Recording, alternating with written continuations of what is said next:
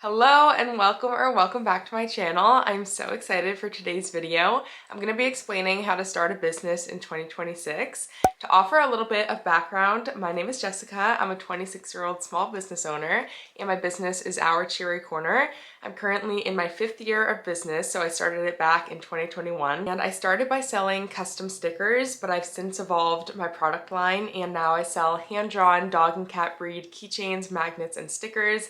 That's what all of that is. I also sell hand punch needled goods like coasters, car coasters, wall hangings, and I sell DIY punch needle kits where you can make your own coaster. I sell my products on Etsy, Shopify, my own website, and also in person at pop-up markets. And my income is made up of selling my physical products, but also from YouTube AdSense, affiliate links, and brand deals. And this will be my 3rd consecutive 6-figure year in business, which is crazy to say. But that's a little background on me before I get into this video. And just to kind of preface this video before we get into it, this is not going to be a step-by-step tutorial on how to start a business because, in my opinion, starting a business is not just a series of steps. Rather, I'll be sharing the things that I think create a great foundation to continue to grow a business on. These points I'm about to discuss will allow you to create the framework of your business and give you tips on how to continue to grow it from there. You're going to learn so many things along the way that will further shape and grow your business. So it's really a learning process, but this hopefully will give you a good starting point and a lot of insight from my own experience. And running a business is harder than you may think. You're going to have days where you're questioning everything and then days where you feel on top of the world. Don't let that scare you though, because it's so fulfilling. It's literally the best decision I made with starting my business, so definitely go for it and don't let fear stop you. In my opinion though, you do have to be in love with the process of growing and learning in order to keep going and keep committing to your business every single day. Perseverance and continuing to show up will seriously carry you through the hardest times of your business. And I'm also going to discuss things that I think have contributed to my own success as a small business owner. With that being said, this is how you can start a business in 2026. So first I want to go over questions you should ask yourself when considering what product or service you're going to offer. So I went to school for marketing, and in business school, they really encourage you to ask the question of what problem does my product or service solve? And I think that's a great question, and I do think you should ask yourself that, but I think there's a little more to it, and it can be broken down into other questions. So I encourage you to ask yourself these questions about the product or service you're considering offering, and maybe even write it down, type it out onto a computer so that it's in front of you and not just in your head. So the first question is there a market for what I'm offering? In other words, are there people who are going to want to buy or use my service? Obviously, if the answer is no, then you probably don't want to offer that product or service. If you feel like the market is already super oversaturated, you might want to reconsider. However, with that being said, the next question is what value does my product or service offer? Knowing your value and how to market your value will help you stand out in any market, whether it be saturated or not so saturated of a market.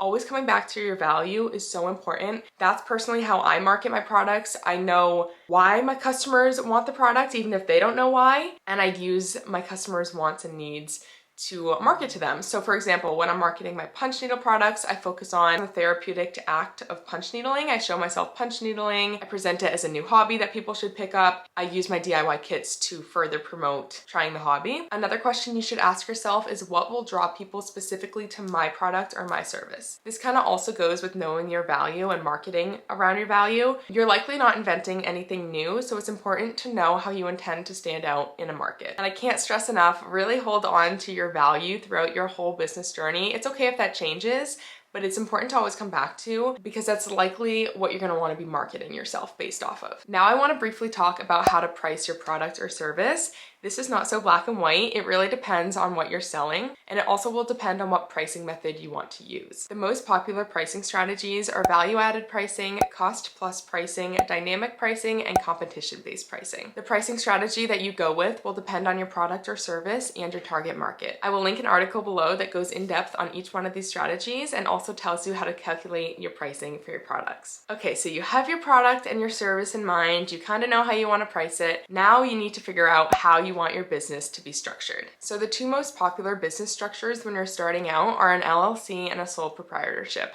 I personally function as a sole proprietor where there's no separation between the business and myself. So when I do my taxes, I do them all together and I just do a Schedule C form, and I've been running my business that way for a while. The other structure is the LLC, which is a limited liability corporation. With an LLC, there is a separation between your business and yourself. If you function as an LLC and you get sued, your personal assets are safe, won't be touched.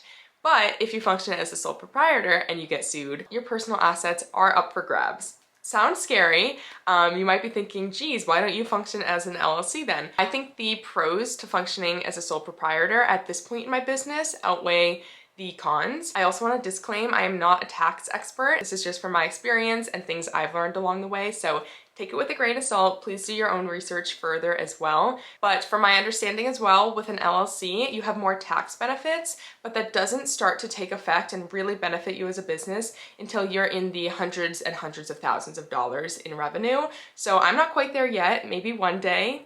Yes, one day I will probably switch over to an LLC and reap the benefits of doing so. So currently I function as a sole proprietor. That's what I would advise. Again, I'm not an advisor, but if I was talking to a friend who is starting a business, that's what I would say, is to start as a sole proprietor, and then once you really grow, it'll be more in your favor to switch to an LLC. If you sell really hazardous products, I know a lot of candle businesses choose to function as an LLC, you might want to reconsider. But yes, definitely do your own research into the pros and cons of each business structure to determine what will be the best fit for you. Okay, great. You have your business, it is fully set up, but now you need to know how to sell your products. Are you going to sell only online, only in person, in stores, or a mixture of all of those? So like I said, I personally sell online and in person. I used to be in a couple of retail locations as well where I would go stock the items myself. And I forgot to mention this, but I also do sell wholesale on Faire. So I am in retail locations, but I don't go stock the items myself. So essentially these retailers buy from me online,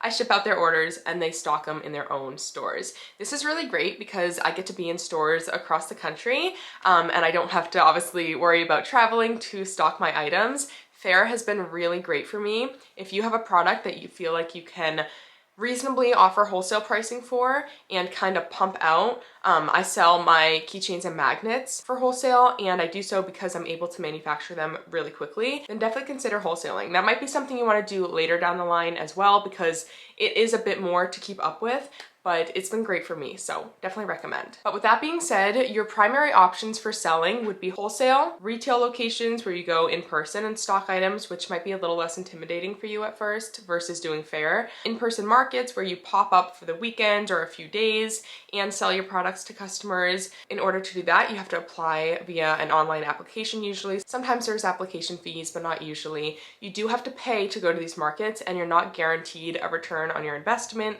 so keep that in mind. If you're gonna start off by doing markets, you might wanna do markets that don't cost you as much if you're afraid of that initial investment. And then of course you can sell online, you can sell on Etsy, you can sell on Shopify, Squarespace, really any hosting website. Etsy is really great if you're starting off because it's kind of like its own search engine and they do marketing for you. So it's a great way to get discovered and get in front of the eyes of people. I know in the small business community, Etsy is kind of controversial.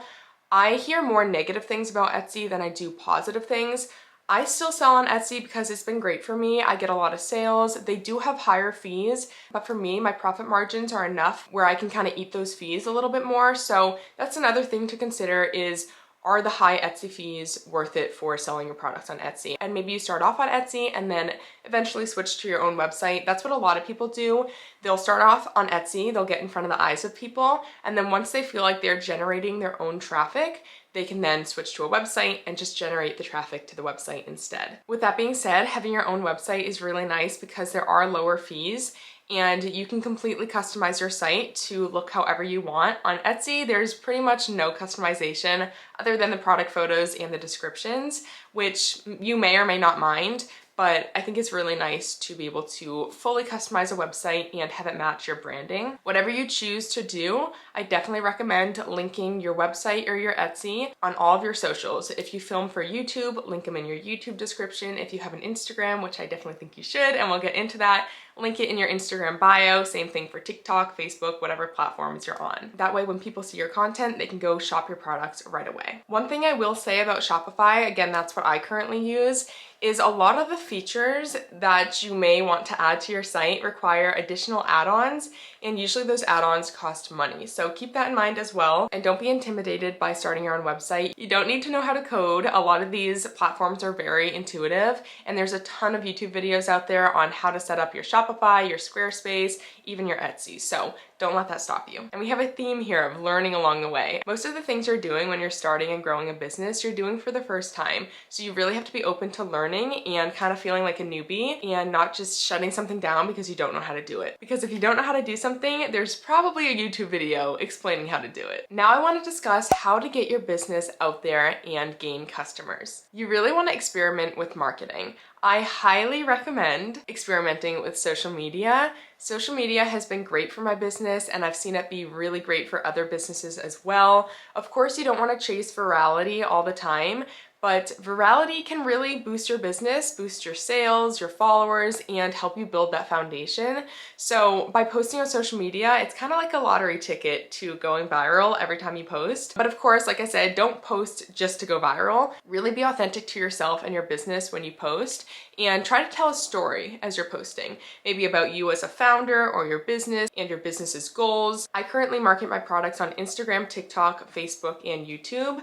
I film like behind the scenes running a business here on YouTube, which has been great for my business and growing a community. Facebook is kind of new for me. When it comes to Facebook, I pretty much just cross-post everything I post on Instagram over to Facebook. So if I post a reel on Instagram, I hit share to Facebook, and that way I don't have to open Facebook and do all my posting again on another app. It just transfers right over. TikTok, again, I pretty much cross-post. So if I post a reel on Instagram, I'll post it as a TikTok as well. Instagram, you can do carousel posts. I think you can do that on TikTok as well, but for the most part, I do my carousel posts on Instagram, which is just like a hard in-feed post that are photos that you swipe through versus the reel, which is a video. I'm getting really into the nitty gritty, but in general, I really recommend trying out all the different platforms, marketing your business and your service on them, and just seeing if it works for you. Even if you think that your service won't do well, I guarantee you there is a way to market it online. I've seen all types of businesses do really well on social media, from crafty businesses to exterminator businesses. I'm part of the Vistaprint Collective, and there is someone who's an exterminator who's also part of Vistaprint Collective, and their social media content is so funny, and they just really know how to utilize social media. So there's different ways to go about it. You can be really aesthetic, you can be really funny, kind of like skit-like. Something I recommend when it comes to determining the content you want to post is to scroll and see what other people are posting and what other businesses like yourself are posting. That's not to say to copy them, but it's a great way to gain inspiration on what you want to post yourself. Now, aside from online and social media, I would recommend getting your name out there in your local community. This might be really good too if you feel like your product or service is only going to really suit people in your local community. Maybe you're a hairdresser or you offer local services. Of course, you can still market online and market kind of to your local community. There's actually a tab on TikTok called Local, and if you click that, you're going to see what people in your area are posting. And of course, if you're posting about your business, you're more likely to show up in that local tab for people in your area. And in order to get your name out there in your local business, I definitely recommend doing pop-up markets. Something else you can do is get involved in the community surrounding your business. So for example, I sell dog and cat breed keychains, magnets, and stickers. So I could start volunteering at a local shelter. I could do pop-ups at a local shelter and have the proceeds go towards the shelter, which is actually something I want to do. But yeah, just kind of getting involved in any way that you can. There's actually someone local to me who is opening a coffee and a matcha shop soon, and she's been doing pop-ups in retail spaces and boutiques and selling matcha, and I think that's a really smart business move because she didn't need to have her own retail space to start selling coffees and matchas, so her costs were relatively low, and she was able to kind of gauge how people liked her drinks and if there was a market in her local community for her drinks. So you might have to get creative, but there's definitely ways to get involved in your community when it comes to your business. Aside from markets, markets are the most obvious thing and potentially the most impactful thing. Quick anecdote, I was at my local Tractor Supply the other day, and a woman came up to me with her son, and she's like, "Excuse me, are you the owner of Our Cherry Corner?" And I was definitely caught off guard, but she said that she had bought a keychain from a market, and her son loves it and uses it every day. And I'm assuming she follows me on social media as well. Otherwise, I don't think she would have remembered my face or my business name. But that kind of just goes to show you that by doing markets and putting yourself out there, you will become recognized and known in your community. Now I want to talk about things that I've learned that have led to my success as a small business owner. So first and foremost, I think it is so important to have a consistent brand image and messaging. This includes having high quality and well edited photos and videos. Personally, I edit every single video and photo that I post on social media. I usually color grade it, so I will like brighten it and enhance the saturation because I'm a very colorful brand, and so I want my content to also be very colorful and match that image. Social media is a great place to develop a brand image and a visual representation of your business and the feelings you want to exude. And I understand some people don't want to do all that extra editing. They feel like it's maybe too polished and they want to be a little more organic. And of course, that's a strategy of its own, and that's a different approach. I also highly recommend using online tools, online graphic design tools to help create that consistent brand image. And that brings me to the sponsor of today's video, which is Design.com. Design.com is an all-in-one design platform that helps you launch a brand that looks professional from day one. Every logo and asset is built to be polished, brand ready, and safe to use commercially right from the start. To kind of explain how it works, the AI pulls directly from Design.com's massive in-house library with over 1 million designs, custom shapes, and proprietary fonts. And it intelligently combines those elements to create something that fits your business. So rather than getting generic outputs, you're getting designs that feel intentional and put together. All of these assets are created in-house by their design team, fully original and owned by them, which ensures the rights of artists are protected. And if you want to tweak anything, you can just tell the AI what you want, like adjusting an icon or changing the style, and it'll update it for you. Once you have your logo, the AI can apply it across things like websites, business cards, social content, and presentations. It's all connected in one platform, so you can build and expand your brand without jumping between tools. So when it comes time to create your logo and develop your branding, Design.com is a one-stop shop. You can click the link in my description to try Design.com today. And I already talked about this, so I won't go too into depth, but something that has been really amazing for me is social media.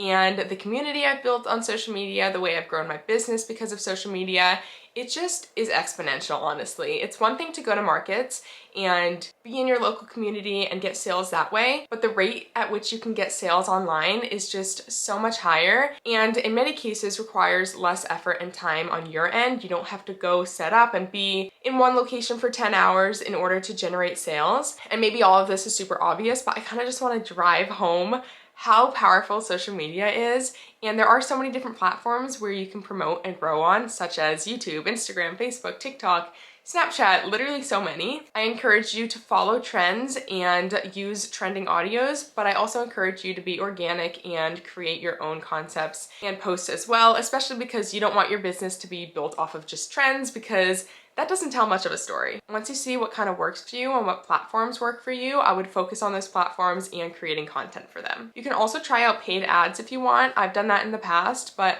honestly, I found that most of the time organic content performs just as well, if not better, and it's free. I also want to kind of touch on what I feel like the perks of each platform are. So I feel like I'm able to show my business and my personality the most on YouTube. I feel like YouTube gives the fullest picture of my life and my business. So that's why I love YouTube. I love long form content because you just get to see and hear so much more. And I feel like you're able to develop the strongest community on YouTube. I also feel like I get to show a lot of my personality on Instagram. I really utilize Instagram stories. And you might be like, okay, why are you talking about your personality if this is about your business?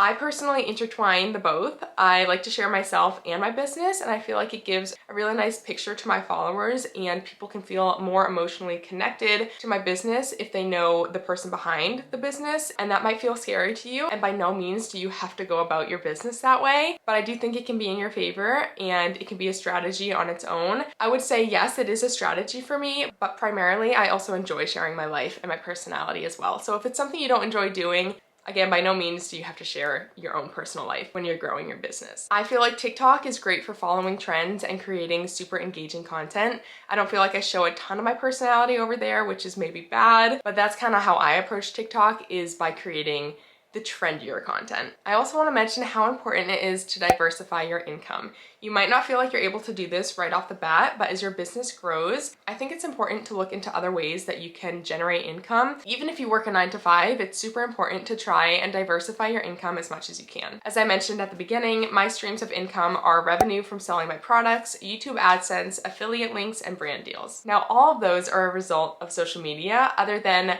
the sales that I get from selling in person, but most of my sales are online sales, and then YouTube AdSense, brand deals, and affiliate links are all a result of posting content on social media. Knowing that you don't have to rely solely on your business and the health of your business to make money is a really nice feeling. It makes you feel a little more secure in your job, at least that's how I feel. So diversify your income as much as you can. And I want to wrap up this video by saying that you will seriously learn so much along the way, and a lot of things are bound to change, like your marketing strategy, potentially your products. Like my products have changed and developed over the years, and once you find what works for you, you're gonna kind of ride those waves and it'll help further develop your business. The hardest part is honestly starting. Please do not let the fear of failure stop you. I personally would rather look back and say, hey, the business failed, but at least I tried it. I can't say that I didn't try. No matter what, it's gonna be a learning experience, even if things don't pan out exactly how you planned, which they probably won't. I really hope that this video helped you feel a little more equipped and gave you that final push you needed to start your business. Let me know if you have any questions and I will try to help where I can. Thank you so much for watching this video, and please be sure to give it a thumbs up and subscribe for more small business content.